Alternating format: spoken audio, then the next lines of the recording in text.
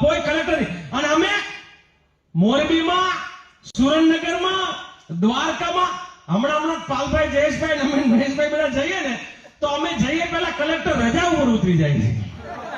કે તબિયત પુષ્પરાજભાઈ ખબર ને એ કે તબિયત બરાબર નથી સાહેબ, રજા ઉપર છે. આ તમારી તબિયત જે બગડે છે ને એનું કારણ અમને ખબર છે, કારણ કે તમારા આકાઓનો તમને ફોન આવે છે કે આ અદાણીનું, અંબાણીનું કામ તમારે કરવાનું જ છે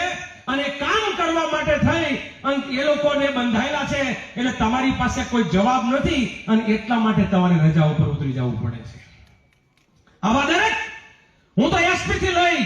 અને પોલીસ ડિપાર્ટમેન્ટના ઘણા લોકો બેઠા છે, આઈબી વાળા બેઠા છે. હું આઈબી વાળાને ખાસ કહું છું, તમે આવું અમારી સભામાં, જેતપરમાં હોય કે પછી ટંકારા બાજુ હોય, આઈબી વાળાને કે ખાસ આવવું જોવું કે ગુજરાતનો ખેડૂત શું ઈચ્છે છે એ અત્યારે ઊંઘણસી સરકારને ખબર પડવી જોઈએ.